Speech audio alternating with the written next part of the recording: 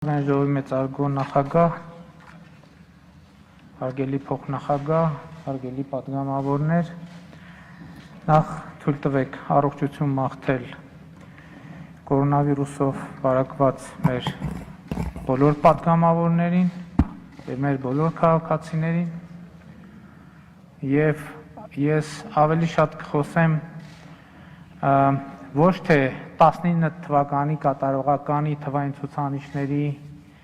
մասին, որովհետև արդեն բազմիցս այդ թեմաներով խոսել եմ, այլ կխոսեմ ավելի հրատապ այդ թվում բարձրացված հարցերի մասին, սկսեմ ժողովրդավարությունից։ Ընդամենը մեկ ամիս առաջ ամենահեղինակավոր միջազգային կազմակերպությունը, որը հետևում է ազատությունների իրավիճակին, արձանագրեց, որ իր զեկույցների պատմության ընթացքում, ողջ պատմության ընթացքում գոյություն ունեցած այդ զեկույցի, Հայաստանը արձանագրել է երկարմյա ամենաբարձր առաջընթացը ժողովրդավարության, մարդու իրավունքների, խոսքի ազատության ոլորտում։ Եվ ընդհանրապես սա ամբողջ աշխարհի բոլոր կազմակերպությունների արձանագրումը։ Մեզ այսօր խոսում են խոսքի ազատության սահմանափակումներից։ Ցույց տվեք երրորդ հանրապետության պատմության մեջ մի իրավիճակ, երբ առնվազն 3-4, եթե ոչ 4-5, եթե ոչ 6-7 հեռուստաալիք կամ հեռուստաալիքով առավոտից իրիկու ինչքան կներեք արտահայտության քաղաքական դիակ կա, գարշահոտությունը տարածում երկրով մեկ։ Դուք խոսում եք կոնկրետ դեպքի մասին, ես բնականաբար կոնկրետ դեպքերով չեմ կարող գոնե ասպահին պարզաբանում տալ, եթե կարիք կլինի առաջիկա հարց ու պատասխանի կամ ենթադրում եմ մարմինները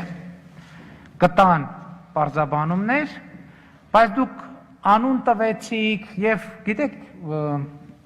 այդ ձեր ելույթի ընթացքում ես մտքով գնացի 1999 թվականի հոկտեմբերի 27։ Գուցե ասոցիացիաները սխալ են, գուցե դետալներով անձանց աշխատանքի վայրի հետ կապված սխալվեմ, բայց 1999 թվականի հոկտեմբերի 27-ին ոչ անհայտ կուսակցությանը պատկանող, ոչ անհայտ թերթի վերջին էջում, որտեղ եթե չեմ սխալվում, աշխատում էր ձեր հիշատակած անձը կամ գուցե չէր աշխատում, էական չի, ձեր ելույթով ուղղակի ես հիշեցի։ 1999 թվականի հոկտեմբերի 27-ին ոչ անհայտ կուսակցությանը պատկանող ոչ անհայտ թերթի վերջին համարում տպագրվել էր Հանրապետության հրապարակի նկարը եւ այդ հրապարակի կենտրոնում դիակ, մարդկային դիակ, 1999 թվականի հոկտեմբերի 27-ին։ Եվ մինչև հիմա էլ առեղծված է, թե այդ ինչպես հենց այդ օրը, հենց այդ նկարը, կարծեմ կար նույնիսկ մակագրություն, համապատասխան լույս տեսավ այդ թերթում։ Գիտեք, այսօր եկեք նայենք, եկեք այլ կերպ տեսակետից նայենք, եկեք ինչպես ենք Հայաստանում խոսքի ազատության ինչ մակարդակ կա եւ խոսքի ազատություն ինչպես է օգտագործվում։ Այսօր առավոտ ես կառավարության նիստում առիթ ունեցա հիշատակել։ Արտակարգ դրության պայմաններում, երբ որ կորոնավիրուսի հետ կապված խոսքի ազատության սահմանափակումներ էին մտցել, ձեր քննադատությանը, մարդու իրավունքների պաշտպանի հորդորներին, նաև այլ հորդորների մենք ականջալուր լինելով եւ նաև ելնելով այն կախավարկածից, ասելով լավ ի վերջո սա իսկապես համազգային հարց է, սա կառավարություն ընդդիմություն հարց չի։ Հանեցինք խոսքի ազատության սահմանափակումները կորոնավիրուսի հետ կապված։ Եվ տեսեք թե ինչ սկսեց դրանից հետո։ Եվ այսօրվա իրավիճակի կարևորագույն պատճառներից մեկը հենց դա է, հենց կառավարության կայացած, այ որ ասում են սխալ, ինչ է կարե սխալ, այդ են կարե սխալ, ձեր հորդորներով, նաև ժողովրդավարական կառույցների հորդորներով, որ հանեք, որ մարդկանց այսօր այդ մամուլի ազատությունը, այդ սոցիալական ցանցերի ազատությունը, որից մենք չենք պատրաստվում հրաժարվել, բայց մենք չենք հրաժարվում բարձրաձայնել այդ մասին։ Մարդկանց մղում են մահվան։ Ընդ որում մարդկանց մղում են մահվան այդ իմ ասած գարշահոտությունը տարածող ուժերի ֆինանսավորմամբ։ Որովհետև այդ գարշահոտությունը տարածող ուժերը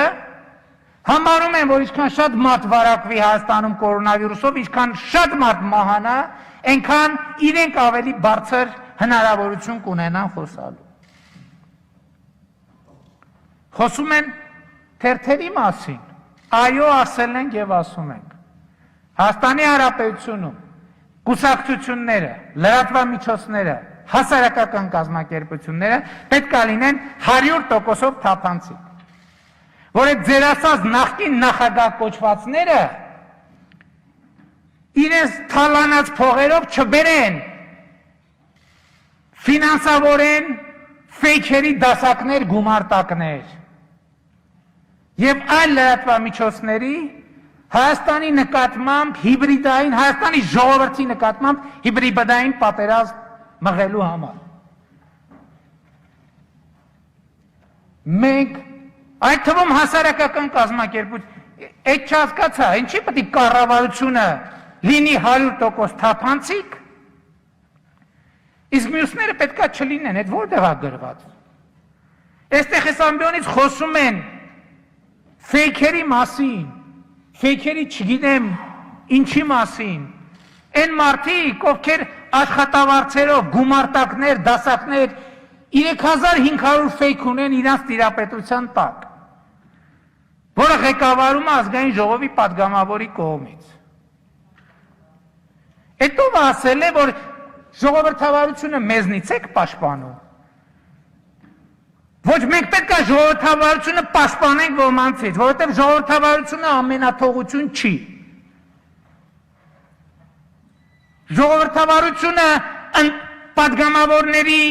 ղազագիր գրել տվող կուսակցությունների հույսին չի կարող մնալ։ Այդ ասում եք քաղաքական հետապնդում։ Այդ տեսել ենք 30 տարի քաղաքական հետապնդում, այդ որտեղ եք տեսել, որ քաղաքական հետապնդման զոհին դատարանը հրաժարվի կալանք տա, բայց մեզ ինչի չէին հրաժարվում կալանք տալ։ Բայց այն չէ, չենք կալանավորում, վզները կոլորեին 5 րոպե, սեղանի տակից դուրս չէին գալիս։ Առավոտից իրիկուց ճամարտակում եք հակակշիռների և փողզսպումների մասին։ Ինչ ասում են հակակշիռ և փողզսպում։ Հակակշիռ և փողզսպումը 4 ակնանի տրակտոր է, թե հեծանիվ է։ Բայց ստեղ կա ուրիշ պրոբլեմ, պետք է հասկանանք այդ դատավորներն ովքեր են։ Էլի եմ ասում, այո, մենք ապօրինի ազդեցություններից հրաժարվում ենք դատական համակարգի նկատմամբ։ Բայց դա նշանակում է, որ այդ հին ազդեցության համակարգերը պետք է շարունակեն գործել։ Ոչ, չեն գործելու, թող դրսևորվեն։ Թող դրսևորվեն և ցույց տանք, թե ով է։ Եվ գնալու ենք, այո, բարեփոխ մենք էլի ասելու են, բաղա ինչի միջև հիմա դատարանների հարցը լուծված չի։ Լուծված չի մի պարզ պատճառով, մենք չենք ուզեցել և չենք ուզում խամաճիկային հին համակարգը փոխարինել խամաճիկային նոր համակարգով։ Մենք ուզում ենք, որ երկրում լինի իրական անկախ դատարան։ Այն դատավորը, որ իր համոզմունքով և խղճով և առանց կողմնակի ազդեցությունների և առանց հին կոռուպցիոն կապերի և առանց հին կոռուպցիոն նոստալգիայի կկայացնի որոշում, այդ դատավորը մեր գլխի վրա տեղ ունի։ Այս դատավորը այս երկրի, այս պետության հենասյունն է և մենք ամեն ինչ անելու ենք այդ մարդկանց պաշտպանելու համար և մենք ամեն ինչ անելու ենք այն մյուսներին դուրս շպրտելու համար դատական համակարգից։ Եվ ոչ մի բան մեզ չի կանգնեցնի։ Եվ իմիջայլոց ասեմ, ձեր վկայակոչած դատական ակտում դատակարանը առնվազն հիմնավոր կասկածը հաստատել է, որ կա հիմնավոր կասկած։ Եվ էլ չեմ ասում, ես զարմանում եմ։ Այսօր խոսում եք, ասում եք քաղաքական ուժը բոյկոտել է իշխանությունը չի մտածում։ Քաղաքական ուժը իմ գնահատմամբ ինքնա ոչնչացվել է, որովհետև այս ամբիոնից երբ որ լուրջ դեմքով ասվում է մի բան հերքվում է, մի բան, որ Հայաստանի Հանրապետության բոլոր քաղաքացիները գիտեն, բոլորը գիտեն առանց բացառության։ Այսինքն նորություն է, որ Հայաստանում կան քաղաքական ուժեր, որ ընտրակաշառք են բաժանել, եւ նորություն է, որ Բարգավաճ Հայաստան կուսակցությունը ընտրակաշառքով է ընտրվել։ Նորություն է որևէ մեկի համար։ Եվ երբ որ կանգնում ես ամբիոնից, այս ամբիոնից ասում ես մի բան, որը բոլորը գիտեն, որ այդպես չի, դա նշանակում է ինքնաոչնչացում։ Իրանք այսօր այստեղ չեն, ոչ թե նրա համար, որ հետապնդվում են, այլ իրանք այսօր այստեղ չեն, որ չկան այլևս։ Չկան այլևս, որովհետև ժողովրդի աչքերի մեջ նայող եւ սուտ խոսող քաղաքական ուժը Հայաստանում քաղաքական գործունեություն չի ծավալելու։ Չի ծավալելու, չի կարելի ժողովրդին ձեռ առնել։ Եվ ասեմ, ովքեր ճշմարտությունից դուրս են խոսում, նրանք չեն կարողանալու։ Այո, այսօր տեղի է ունենում ամենամեծ բարեփոխումը Հայաստանում։ Քաղաքական դաշտի բարեփոխումը տեղի ունենում։ Եվ նրանք, ովքեր կուլիսներից մարիոնետների նման կառավարվել են, այլևս Հայաստանի քաղաքական դաշտում տեղ չեն ունենալու։ Եվ նրանք, ովքեր կուլիսներից մարիոնետների են կառավարել, նրանք այս քաղաքական դաշտում տեղ չեն ունենալու։ Եվ այո, թույլ տվեք կանխատեսել։ Հաջորդ խորհրդարանական ընտրություններում, հաջորդ խորհրդարանում տեղ են ունենալու միայն ու միայն այնպիսի քաղաքական ուժեր, որոնք աներկբայորեն պաշտպանում են 2018 թվականի ոչ բռնի թավշյա հեղափոխության, ժողովրդական հեղափոխության արժեքները։ Սա չի նշանակում, որ լինելու է, այսօր այդ ուժերից էլ կան, որ մեզ քննադատում են։ Ամենամեծ քննադատելու տեղը իրանք ունեն։ Եվ ամենաշատը իրանց քննադատությունից ենք մենք նեղվում։ Չենք նեղանում, նեղվում ենք։ Որտեղ նրանք քննադատում են, լավ են անում, որ քննադատում են, ապագան իրանցն է։ Այսօր շատ է խոսվում նրա մասին, ով ապագա իշխանություն, ով ապագա ընդդիմությունը, ապագա իշխանությունն էլ, ընդդիմությունն էլ, այս դահլիճի 100% են ուժերն են, ովքեր կանգնել են եւ ժողովրդին վերադարձրել են իշխանության։ Դրանից դուրս որևէ մեկը այս խորհրդարանում տեղ չի ունենալու։ Որևէ մեկը այս խորհրդարանում տեղ չի ունենալու։ Եվ ես սա ասում եմ ոչ թե որպես վարչապետ, ես ասում եմ որպես Հայաստանի Հանրապետության քաղաքացի։ Եվ ինձ իրավունք եմ վերապահում, ասել ես առնվազն մյուսներից մի քիչ ավելի լավ եմ ճանաչում մեր ժողովրդին։ Որտեղ մենք մի քիչ ավելի լավ ենք ճանաչում մեր ժողովրդին մյուսների համեմատ։ Եթե այդպես չլներ, մենք չէինք կարողանա այսօր այս կազմով գտնվել այստեղ։ Որտեղ այն բոլորը երբ որ մտածում են, որ ժողովրդին կոտրել են, վերջնականապես խաբել են, ժողովրդի պայքարի ապրելու կամքը կոտրել են, այդ մարդիկ սխալվեցին եւ հրապարակային խոստովանեցին այդ սխալները։ Հիմա էլ այո, կորոնավիրուսը երկնային մանանայի նման թափվել է նրանց գլխին։ Նրանց թվում է, որ այս ինչ լավ էր այս կորոնավիրուսը, վերջապես մենք վերակենդանանալու, ասենք բացիլը, քաղաքական բացիլը վերակենդանանալու շանս է ստացել, իրանց թվում է։ Եվ հիմա եկել են սովերից են խոսում, սոցիալական բունտերից են խոսում, այ ժողովուրդ ջան, ախր այդ սոցիալական բունտից որ խոսում եք, այդ սոցիալական բունտից դուք վախեցեք, որտեղ սոցիալական բունտը որ եղավ, մենք ինչ ունենք, որ սոցիալական բունտի զոհ է դառնալու, առաջին հերթին ձեր ապօրինի կառուցած դղյակները, ձեր բենտլիներն է դառնալու սոցիալական բունտի զոհ։ Ուզում եք սոցիալական բունտ։ Հրահարեք սոցիալական բունտ։ Տենանք այդ սոցիալական բունտի արդյունքում դուք որտեղ եք հայտնվելու եւ ինչ դիրքով, որ շատ կարեւոր է։ Այսօր խոսում են, ասում են, ընդդիմությանը ճնշում են։ Եվ բանը հանրահավաքները արգելում են։ Մի նրբություն չեն բան արել, արձանագրել։ Այդ մեր հանրահավաքներն էլ են արգելում այս նույն տրամաբանությամբ։ Հետո տեսանք ձեր արած հանրահավաքը։ $5 միլիոն ծախսում եք, 200 հոգի մարդ եք կարում հավաքեք։ Կեսին է սպառնալով եւ այլն, եւ գալիս եք առած դիմակների կանգնում եք, ասում եք, չկա կորոնավիրուս։ Հիմա թևածում է, հիմա էլ պետք է ասեն իշխանությունը կորոնավիրուսը գցել է ընդդիմության ջանը, որ հիվանդանան, չկարենան իշխանափոխություն անեն։ Հիմա էլ ամաչում են ասեն, որ կորոնավիրուսով բան են արել, հիվանդացել են, ու հերթով հիվանդանում են։ Այ այդ ակցիայի մասնակիցները, որոնց մենք արգելված է։ Բայց հանրահավաք կանենք, ես կան, բա որ մենք արինք հանրահավաք։ Այդ դուք մեկ ձեկել եք հանրահավաքով եք վախեցնում։ Դուք եկեք մեզ փողով վախեցրեք։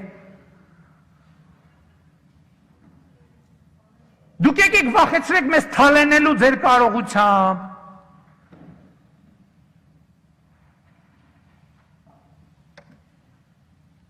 Դուք եկեք մեզ վախեցրեք ձեր կրթական ցենզով։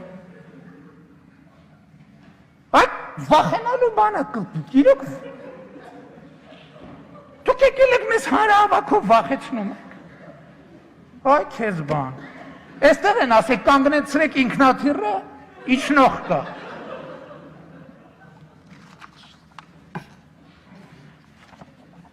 Քրեական գործերի մասին։ Հիմա էլ ասում են, բա, եթե այդ խուզարկությունը եղել է փետրվարին, բա ինչի միջև հիմա պատշաճ քննություն չի արել, բա ես էլ եմ այդ ասում։ Ով ասում, որ այդ հարցը դուք եք տալիս, այդ հարցը ես եմ տալիս առաջին հերթին։ Եվ այդ հարցը պետք է պարզաբանվի։ Եվ այդ հարցը պարզաբանվել է, եւ այդ հարցի պարզաբանման արդյունքում է, որ նաեւ կայացվել են կոնկրետ որոշումներ, բայց ես տարի ու կես ասում եմ իրավապահ համակարգը պատշաճ ձևով չի քննում կոռուպցիոն եւ հարակից գործերը։ Բայց դրա մասին ենք ասում։ Քիչ հասկացա,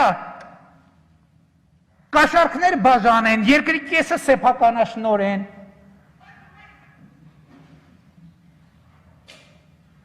Եմ մեկն էլ մի հոգի եկա են մեկի ընտանիքից ասում է ես եմ բանը տղամարդը կուխն ու սեղանի տակից դուրս չեմ գալիս։ Մի հատ էլ ուրիշները խորհուրդ է տալիս, ասում է դուրս եկեք Facebook-ից եւ հաղորդակցվեք իրականության հետ, այ դու հենց կուխնուց դուրս արի, նոր ուրիշներին Facebook-ից դուրս գալու խորհուրդ տուր։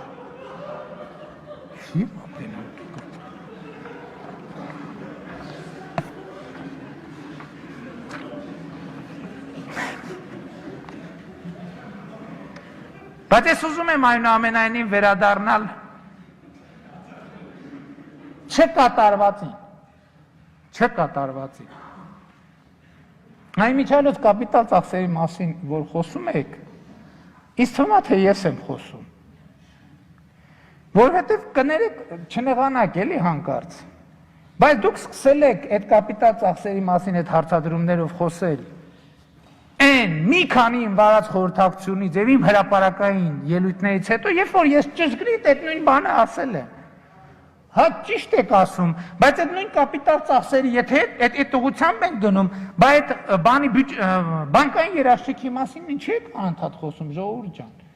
Որովհետև դա ամենակարևոր գործոններից է, որ մենք չենք կարողանում կապիտալ ծախսերի որակը բարձրացնել եւ կատարողականը բարձրացնել։ Որովհետև գալիս են մրցույթ են հաղթում, 1 միլիոնանոց գործը գալիս են 30,000-ով հաղթում են, հետո չեն անում, հետո անում են անորակ։ Չենք ընդունում այդ գործը, որը գալիս է որակով անորակ գործը ինչի պետք է ընդունենք, որը գալիս է կատարման դեմը գրվում է 0։ Բայց ես այնուամենայնիվ ուզում եմ վերադառնամ 2019-ի բյուջեի ամենաչկատարվածի։ Դա կոռուպցիոն գումարների վերադարձն է։ Եվ ընդ որում առաջին հերթին անվտանգության ոլորտի հետ առնչություն ունի, որովհետև ես նախընտրական շրջանում ասել եմ, որ առաջիկա տարիներին մենք պետքա 1.2 միլիարդ դոլար ի վիճակի լինենք դնել զինված ուժերի եւ մեր անվտանգության բարձրացման վրա, եւ այդ գումարները պետքա գոյանան կոռումպացված, գողացված գումարների վերադարձից։ Այս ամեն ինչի մեջ ուրիշ բան մի փնտրեք։ Այս ամեն ինչի հիմքը եւ անկյունակարը սա է։ Կոռուպցիոն համակարգը ամենաշատը սիրում է փողը եւ իրանք չեն ուզում իրանք փողից հրաժարվել։ Ապօրինի գույքի բռնագանձման մասին օրենք է ընդունվել, որը շուտով կսկսի կիրառվել։ Կոռուպցիոն գործերով հսկայական հաջողություններ կան փաստական մասով, բայց ունենք նաև իրավական բնույթի խնդիրներ, որոնք հիմա պիտի փորձենք լուծել, դա օրենսդրական է, դա նախադեպային է, իմիջայլոց ասեմ այդ խնդիրները մինչև հիմա գոյություն ունեն, օրինակ փողերի լվացման հոդվածի հետ կապված, մինչև հիմա գոյություն ունեն Եվրամիությունում, ամբողջ աշխարհում, եւ հիմա դատական պրակտիկա փոխվում ամբողջ աշխարհում, որպեսզի այս ուղղություններով գործերը հնարավորինս առաջ գնան։ Եվ նրանք հիմա ինչ են անում։ Ձևը գտել են։ Ուզում են մեզ ներքաշել մի հատ անիմաստ խոսակցության մեջ։ Մենք ասում ենք օրինակ Ձորահեկը գողացել եք, Սերժ Սարգսյանի ընտանիք։ Սպայկա ընկերությունով մաքսանենգություն եք արել, Սերժ Սարգսյանի ընտանիք։ Հիլտոն հյուրանոցը ձերն է, Օպերա Սյուիթ հյուրանոցը ձերն է, Հայաստանի լրատվական դաշտը սեփականատերերի ծստեության զորով խլել եք, Արմենիա հեռուստաընկերություն, Շանթ հեռուստաընկերություն, այլ հեռուստաընկերություններ։ Մենք ասում ենք, որ ընտրությունների կեղծման համակարգ է գոյություն ունեցել, որը Սերժ Սարգսյանի ընտանիքն է ղեկավարել։ Սկսած սոցիոլոգիական հարցումներից, վերջացրած էքզիտ փուլերով, վերջացրած կոնկրետ ընտրական տեղամասերում, ընտրական միջադեպեր, բեմադրելով, այդ որ մենք ընդդիմադիր լրագրող վազում են, ասում են, ես ինչ տեղամասում ընտրակեղծի կա, Հայաստանի բոլոր լրագրողներն ու դիտորդները վազում էին այդտեղ։ Դա Սերժ Սարգսյանի ընտանիքից մշակված ծրագիր եւ պլան է եղել, որ բոլորին կենտրոնացնեն, ենթադրենք 1-04 տեղամասում, ի 05-ում, 06-ում, 07-ում, 08-ում, 09-ում այդ ընթացքում շահգամը իր գործը անում էր։ Ու այդ ոնց է բեմադրվել, եղել է, որ ուրիշի անձնագրով քվեարկության փորձ, լրագրող բռնվել է, ընտրակեղծարարը բռնվել է, ուրիշի անձնագրով քվեարկության փորձի ժամանակ բնականաբար բոլոր դիտորդները միջազգային, տեղական, սպեցնազով, բանով գնում են ընդեղ, վերջում ինչ է պարզվում, պարզվում է, որ 50-ամյա քաղաքացին սխալմամբ վերցրել էր կնոջ անձնագիրը։ Ու այդ 50-ամյա քաղաքացու ազգանունը նախապես որոշված է եղել Հանրապետականի Ավելի Սերժ Սարգսյանի ընտանիքի կողմից, ասել են ուրեմն քաղաքացի ջան, այս ինչ օրը պատահաբար, այս ինչ ժամին կվերցնես, պատահաբար կվերցնես ոչ թե քո այլ կնոջդ, Անձնագիրը կգնաս, կտաս, հետո աղմուկ աղաղակ կլինի սկզբից, այսինքն բեմադրությունը մի ժամ, մինչև մյուս տեղամասերում հարցերը լուծեն։ Հա, հիմա ինչ են, մեզ ասում են, դուք մաքսանենգություն եք անում։ Հիմա ինչի է, ասենք, ինչի է գնալով ավելի կոնկրետանում իմ ընտանիքի վրա, որ մենք մաքսանենք ենք, որ մենք կոռուպցիոներ ենք, որ մենք ռեկետիր ենք եւ այլն։ Այսինքն մեզնից ուզում են ստանան իրենց կերպարը, պատկերացրիք, չէ՞, իրենք հասկացել են, որ իրենց կերպարն է հեղափոխության հիմնական բանը, շարժիչ ուժը։ Իրանք քանի որ ուզում են հեղափոխություն անեն, ուզում են, որ այդ ազատ լրատվամիջոցների ձեռամբ ինձնից կերտեն Սերժ Սարգսյան, ինձնից կերտեն մի հատ իրանց նման մի հատ չարժի չէ բառը ասել ազգային ժողովի ամբիոնից, մի հատ եղկելի կերպար,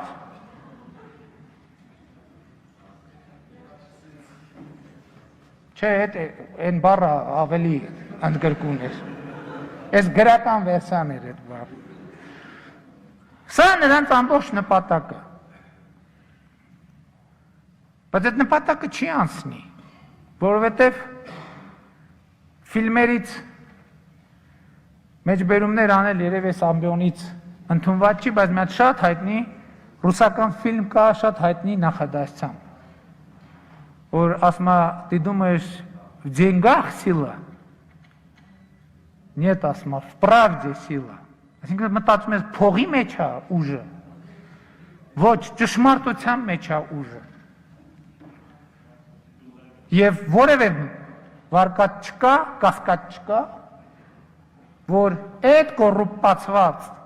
համակարգը բոլորին իրար հետ մի զամբյուղով ենթարկելու են կապիտուլյացիայի, որովհետև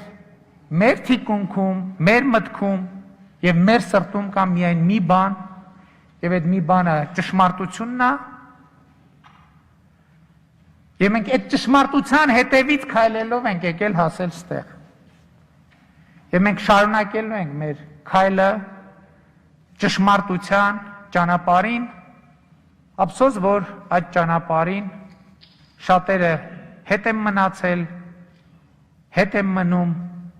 և հետ կմնան անդառնալիորեն և անվերադարձ։ Սիրելի հայրենակիցներ, այո 2020 թվականին Հայաստանում կա մի ճգնաժամ, դա կորոնավիրուսի ճգնաժամն է, մնացած բոլոր ճգնաժամերը բխում են դրանից, մենք որ պահին այս ճգնաժամը լուծենք, մյուսները ինքնաբերաբար շատ արագ վերադառնալու են իրենց ոչ միայն ելման կետ, այլև շատ ավելի առաջ, և ես էլի ուզում եմ մեզ բոլորիս հիշեցնել, որ Հայաստանի Հանրապետությունում կորոնավիրուսի ճարակ է, և ես ուզում եմ մեր բոլոր քաղաքացիներին կոչ անել, պահպանել հակահամաճարակային կանոնները, կրել դիմակ, պահպանել սոցիալական հեռավորություն, ախտահանել ձեռքերը և որ շատ կարևոր նախաձեռնու, ես ուզում եմ, որ մենք բոլորս մաքսիմալ լծվենք այս գործին, պատգամավորները, կառավարության անդամները, պետական հիմնարկների աշխատողները, հասարակական կազմակերպությունները, բոլորը իրենց այսօր այնպիսի իրավիճակը, մեզնից յուրաքանչյուր իր օրվա 10-20 րոպեն, կես ժամը, մի ժամը պետք է անպայման նվիրի կորոնավիրուսի դեմ պայքարին։ Եվ ես գիտեք, ես վերջերս ինձ հետաքրքրեց և խնդրեցի ինձ տեղեկանք տալ, թե որ ընդդիմադիր ուժերն են և ինչ ծավալով է, որ նրանք այս ընթացքում հանդես են եկել հակահամաճարակային կանոնները պահպանելու կոչերով։ Գոնե մի անգամ և նրանք ովքեր հանդես են եկել և այդ տեղեկանքը A4 ֆորմատ թղթի 1/5 հատվածով էր միայն զբաղված։ Մյուսները ընդհակառակը սպասում են կորոնավիրուսը աճի, որ ինքը բարգավաճի։ Շնորհակալություն։